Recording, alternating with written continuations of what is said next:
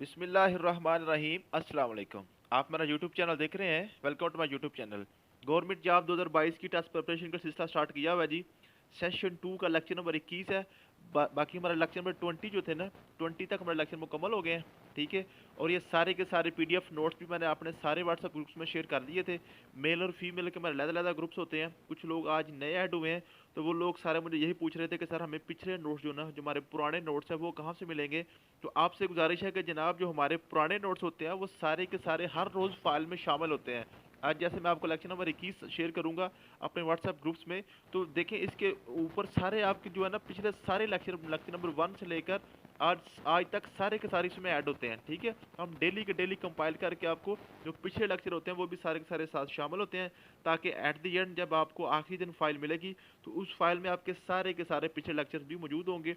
और जो जो हमारे वीडियो लेक्चर्स हमारे चैनल पे पड़े होते हैं, चैनल पे जो हमारी प्लेलिस्ट है, प्लेलिस्ट में आपको मिल जाएंगे। प्लेलिस्ट आप सर्च कर लें, प्लेलिस्ट सेशन 2 ऑल लेक्चर्स के नाम से, तो आपको मिल जाते हैं।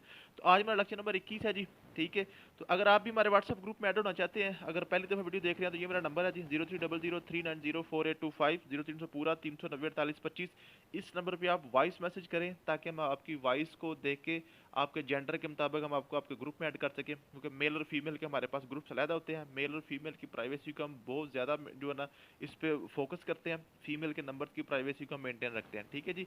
तो चलते हैं जब आज के लेक्चर की तरफ। आज हमने पढ़ना जी लेक्चर नंबर 21 में इंग्लिश का पोर्शन स्टार्ट करने लगे हैं फिर से। जैसा कि आपको मैंने बताया था, पिछले हफ्ते हमने इंग्लिश को बिल्कुल स्किप किया हुआ था। तो इंग्लिश के आज हम शुरू करेंगे जी पंक्चुएशन। ठीक है। इंग्लिश के जी 8-10 हमने टॉपिक्स मुकम्मल करने होते हैं सिर्फ। उसमें हमारा करेक्ट यूज़ ऑफ वर्ब होता है, उसमें हमारी जो है ना पंक्चुएशन होती है और प्रेपोजिशन होती है, और उसके साथ एक्टिवाइज पैसिवाइज होते हैं, डायरेक्ट इनडायरेक्ट होता है, और सेंटेंस स्ट्रक्चरिंग होती है। यही सारे 8-10 टॉपिक होते हैं। इन्हीं टॉपिक्स में से ही आपका क्वेश्चन आना होता है। और F P S C P P S C N T S कोई भी आपका पेपर होता है, आप इंग्लिश के वाले से किसी किस्म का कोई इशू बाकी नहीं रहता अगर आप ये 8-10 टॉपिक हमारे साथ कर लेते हैं। तो आज हम पंक्चुएशन पढ़ेंगे जी। पंक्चुएशन क्या है? ये जो नीचे पंक्चुएशन मैंने लिखे हुए हैं, इन्हीं सारे पंक्चुएशन पे हम बात करेंगे, लेकिन आज की इसके लेक्चर में हम दो चार ही पढ़ेंगे। इंशाल्लाह ताला कल और परसों 3 लेक्चर्स में हम पंक्चुएशन को सारे को मुकम्मल कर देंगे। उसके बाद फिर हम जो है ना को नया टॉपिक स्टार्ट करेंगे। तो आज हम पढ़ेंगे फुल स्टॉप, क्वेश्चन मार्क जिसको इंटेरोगेशन भी कहते हैं, फुल स्टॉप को पीरियड्स भी कहते हैं जी, exclamation mark, comma, quotation mark, colon, semicolon, dash, hyphen, apostrophe और अपास्ट्रोफी, पैरेंथेसिस, ब्रेसिस, ब्रैकेट्स और लेप्सिस। ये हमारी पंक्चुएशन होती है। इन्हीं सारी पंक्चुएशन को इंशाल्लाह ताला हमने डील करना है। ठीक है। और आज हम पढ़ेंगे जी दो चार, आज पढ़ेंगे कि दो चार कल पढ़ लेंगे कि दो चार इंशाल्लाह ताला परसों पढ़ के आज आपका जो हमारा पंक्चुएशन का आपका जो टॉपिक होगा वो हमेशा हमेशा के लिए आपको क्लियर हो जाएगा। अगर आप ये 3 लेक्चर देख लेते हैं तो पंक्चुएशन के हवाले से किसी किस्म का कोई मसला आप में नहीं रहेगा। ठीक है। और साथ आज हम पढ़ेंगे जी, बड़ी ज़्यादा डिमांड थी, बहुत से लोगों के मैसेज आ रहे थे कि सर जनरल नॉलेज में 100 नेशनल थिंग्स के जो आपने नोट्स बनाए हुए हैं ना, वो हमारे साथ शेयर कर दें। तो आज के टॉपिक में ये जी नेशनल थिंग्स, ये सारी की सारी मैंने 100 के 100 यहाँ पर लिख दी हैं, ये भी आप लोगों के साथ शेयर कर दूंगा। ठीक है। तो लेक्चर को आपने आराम से तसल्ली से एंड तक देख लेना है। इंशाल्लाह ताला आपको किसी किस्म की कोई टेंशन नहीं रहेगी ये लेक्चर सुनने के बाद। यहाँ पे देखें जी, क्वेश्चन नंबर 1 मैंने लिखा है चूज द करेक्ट आंसर। इस तरह के क्वेश्चन आपको पेपर में दिए जाते हैं। ये मैंने सबसे पहले आपके सामने ये दो चार क्वेश्चन लिखे हैं, आपने इनको गौर से देखना है। क्या आपको ये क्वेश्चन आते हैं? अगर तो ये क्वेश्चन आपको ऑलरेडी आते हैं तो फिर आपको ये लेक्चर सुनने की बिल्कुल भी ज़रूरत नहीं है, आप इस लेक्चर को स्किप कर सकते हैं। अगर आपको ये वाले क्वेश्चन में डाउट है, आप नहीं कर पा रहे, तो फिर आप ये लेक्चर को आराम से तसल्ली से देख लीजिएगा। लेक्चर सुनने के बाद फिर भी अगर ये क्वेश्चन ना आए तो फिर आप जो मुझसे बात कीजिएगा कि सर आपका लेक्चर सुनने के बाद भी हम हमारे क्वेश्चन क्लियर नहीं हुए। इंशाल्लाह 100% आपके क्वेश्चन क्लियर हो जाएंगे, ये आप मेरी आपके साथ कमिटमेंट है। ठीक है जी। पहला क्वेश्चन है choose the correct answer. Number 1 है जी, yes I am going to Lahore. हाँ जी मैं लाहौर जा रहा हूँ। ठीक है। इसका ये उर्दू वगैरह इसकी ट्रांसलेशन करें। No I am not going to Lahore, yes I am going to Lahore, I am going to Lahore. ये जी 4 सेंटेंस आपके सामने लिखे हुए हैं, इनमें से एक सही है, 3 गलत हैं। आपने देखना कौन सा ठीक है। ठीक है। और इसी तरह के क्वेश्चन ही पेपर में आते हैं पंक्चुएशन के वाले से। नंबर 2 है जी, choose the correct option. Wow it is good to see. Wow ये जी देखने को बहुत अच्छा है। ठीक है। Wow it is good to see, wow it is good to see. ये 4 ऑप्शन लिखे हुए हैं, चारों ऑप्शन में से एक ठीक है, बाकी 3 गलत है। आपने इसमें से जज करना है कि इसमें से कौन सा ठीक है और कौन सा गलत है। उसके बाद क्वेश्चन नंबर 3 है जी, ए पे है जी, there was Asim, Kasim and Farhan. B पे है जी there was Asim Kasim and Farhan. ये चार ऑप्शन लिखे हुए हैं, चारों के चारों में से आप एक ठीक है इनमें से, बाकी तीन गलत हैं। आपने इसमें से जज करना है। अगर आप अभी इनको क्लियर करके तो समझें कि आपको ये लेक्चर सुनने की जरूरत नहीं है, अगर ना आए तो फिर सुन लीजिएगा। नेक्स्ट है जी, S is my favourite letter. यहाँ पे मैंने खाली एस लिखा है, आगे हमने मैंने सिंगल कोमा डाल के एस के ऊपर, और उसके बाद फिर लिखे हुए हैं जी डबल कोमा में S is my favourite letter. ठीक है, तो ये इनमें से कौन सा ठीक है कौन सा गलत है, ये बड़ा इंटरेस्टिंग सा टॉपिक है। इंशाल्लाह ताला आपको ये भी समझा दूंगा। He is appearing in C S S, she is appearing in C S S, she is appearing in C S S. अब सी एस एस में जी आप यहाँ पे देखें जी, मैंने तीन तरह का फिक्रा लिखा है, ये सेंटेंस लिखा है ही इज अपीयरिंग इन सीएसएस, इसके एंड पे मैंने डॉट लगाया यानी कि फुल स्टॉप लगाया।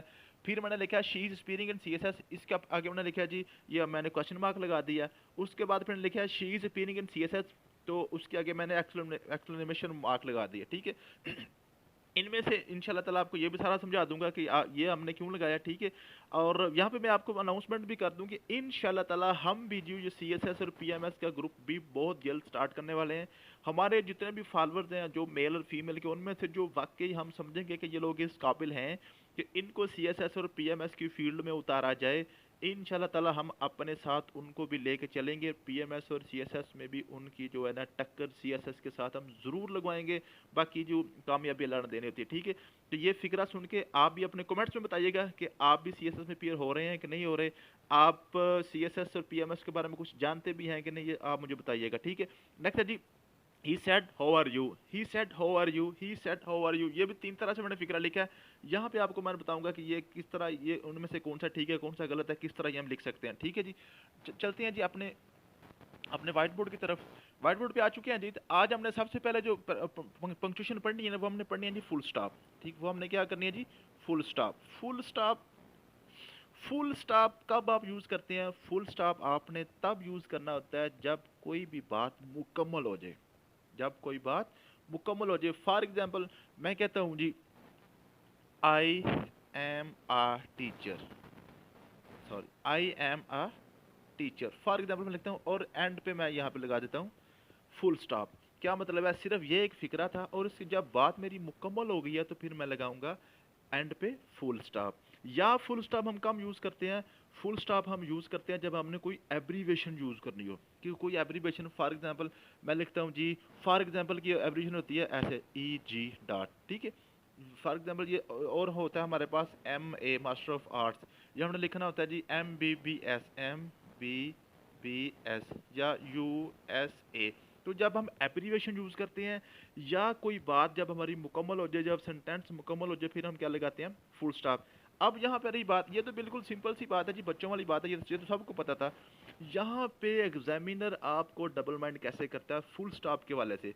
फुल स्टॉप के वाले से आपको डबल माइंड इस तरह करेगा, या तो कोई एब्रीवेशन लिखेगा, फॉर एग्जाम्पल लिखता है जी M N A member of national assembly, यहाँ पे नीचे वो जो ना आपके जो कमेंट डाल देगा, यहाँ पे आपको पजल करेगा। या एम एन ए के दरमियान ये डैश लगा देगा, यहाँ पे आपको पजल करेगा। ठीक है, या फिर वो क्या करेंगे, या लिखेंगे जी पढ़ेंगे जी I am studying a book, लिख के ना ये ऐसे सेंटेंस लिख के इसके एंड पे कुछ भी नहीं लगाएंगे, तो यहाँ पे आपको डबल माइंड करेगा। तो इसके एंड पे क्या आना है जी, फुल स्टॉप आना है, तो फुल स्टॉप को वो गायब कर देंगे। ठीक है, तो ये यहाँ पे फुल स्टॉप को आपने इस तरह से याद करना है। ठीक है, अब फुल स्टॉप के मैं आपको नोट्स भी पढ़ा दूँ, क्या हमने लिखा है, वी शैल यूज, क्या जी, फुल स्टॉप है use to complete the task, जब टास्क आपका मुकम्मल हो जाए, जब कोई बात आपकी मुकम्मल हो जाए, फिर आपने फुल स्टॉप यूज करना है।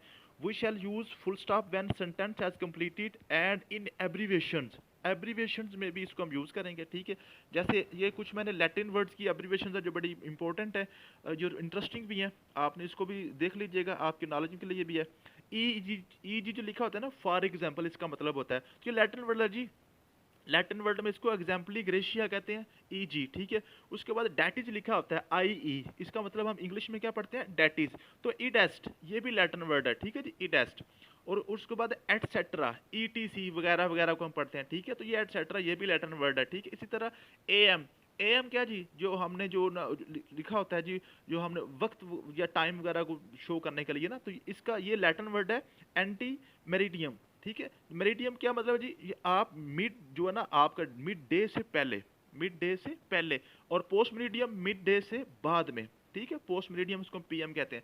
तो फुल स्टॉप जी आपको समझ आ गई होगी कि फुल स्टॉप के कहाँ कहाँ पे आपके वो आपको जो है डबल माइंड करेगा एग्जामिनर, वहाँ पे आपको गलती कराएगा आपसे, और आपसे जो आपके नंबर जो कट जाएंगे इंशाल्लाह ताला। नेक्स्ट आपके जो फुल स्टॉप के वाले से नंबर नहीं कटेंगे।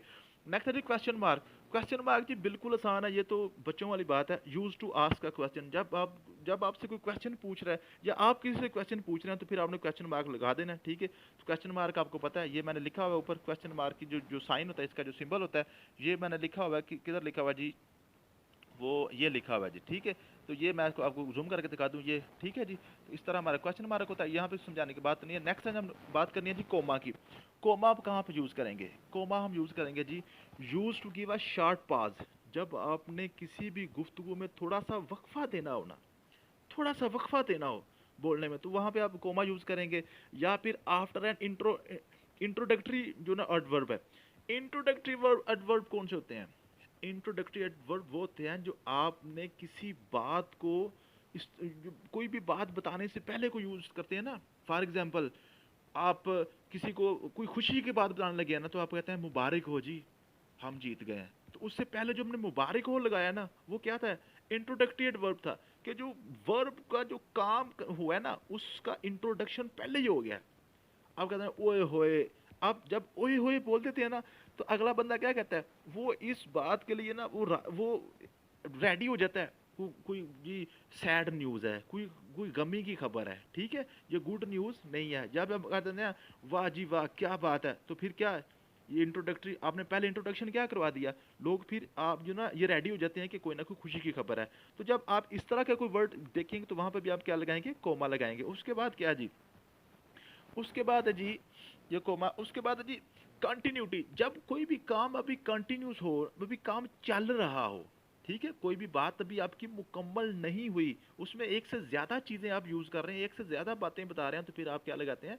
कोमा लगाते हैं। उसके बाद जी आफ्टर यस और नो, यस या नो के बगैर बाद भी आप क्या लगाएंगे? कोमा लगाएंगे। जब कोई भी सेंटेंस यस और नो से स्टार्ट होगा ना, जब कोई भी सेंटेंस यस और नो से स्टार्ट होगा, तो फिर आप यस और नो के बाद कोमा लगाएंगे। ये आपने याद कर लेना है, ठीक है जी।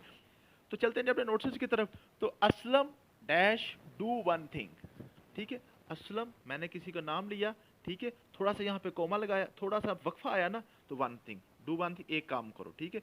आई have a pen comma book and a bag. क्या मतलब है? अब पेन और बुक, अभी मेरी बात मुकम्मल नहीं हुई थी, यहाँ पे कंटिन्यूटी आ गई, तो मैंने क्या लगाया? कोमा लगा दिया। उसके बाद क्या? आई have a car bike and a mobile. अब यहाँ पे एंड के से पहले भी मैंने कोमा लगा दिया। तो इस कोमा को आप लगाएं या ना लगाएं, इसका कोई फर्क नहीं पड़ता जी। आम तौर पे इसको हम कहते हैं ऑक्सफोर्ड कोमा या हार्वर्ड कोमा, ठीक है। ऑक्सफोर्ड कोमा लगा के आपको डबल माइंड कर देता है वो एग्जामिनर, ठीक है। तो एंड से पहले कोमा आप लगा सकते हैं, अगर ना भी लगाएं तो ये गलत नहीं होता, अगर लगा हो तो फिर भी गलत नहीं होता। तो आमतौर पे बच्चे क्या समझते हैं, एंड से पहले कोमा लग गया तो उसको वो गलत समझ के उसको क्रॉस कराते हैं। हालांकि ये ऑक्सफोर्ड कोमा या हार्वर्ड कोमा भी लगाया जा सकता है, ठीक है। यस आई एग्री, क्या मतलब है? यस, मैंने क्या बताया आपको, यस और नो से जब कुछ सेंटेंस स्टार्ट होगा तो फिर आप भी कोमा लगाएंगे। उसके बाद नो है, नो इट्स नॉट माइन, ये मेरा नहीं है, ठीक है। नो, नो के बाद क्या लगाया? कोमा लगाया। आपको समझ आ गई होगी, ठीक है। उसके बाद ये आपके इंट्रोडक्टिव एडवर्ब आ गए। अनफॉर्चुनेटली, जब अनफॉर्चुनेटली बदकिस्मती से बोल दिया ना, तो लोगों को समझ आ गई कि ये कोई ना गमी की खबर ही सुनाने लगा है, ठीक है। उसके बाद फाइनली, फाइनली का क्या मतलब? जब आपने ये फाइनली लगा दिया ना, इसका मतलब है लोग अटेंटिव हो जाएंगे कि आप जी आप ये पक्की आखिरी हतमी बात कोई बताने लगा, ठीक है। उसके बाद नर्वसली, नर्वसली ये भी एडवर्ब आपके इंट्रोडक्टरी एडवर्ब है, ठीक है। She faced me, suddenly, eventually, ये इस तरह के ये सारे आपके जो इंट्रोडक्टरी वर्ब है ना, ये भी जब आप यूज करेंगे तो फिर आप क्या लगाएंगे जी? कोमा यूज करेंगे। नेक्स्ट आप करेंगे जी आज एक्सक्लेमेशन मार्क। एक्सक्लेमेशन मार्क क्या जी? Use to express sudden feelings, एकदम से जो फीलिंग्स आती है ना, तब आप एक्सक्लेमेशन मार्क यूज करते हैं। If you see any from the following words in the sentence then you can use this sign. अगर आप ये नीचे जो वर्ड्स है ना, इनमें से कोई भी वर्ड आप यूज करें ना, किसी सेंटेंस में आपको नजर आ जाए, तो आप एक्सक्लेमेशन मार्क जो है ना, आप इसको यूज करेंगे।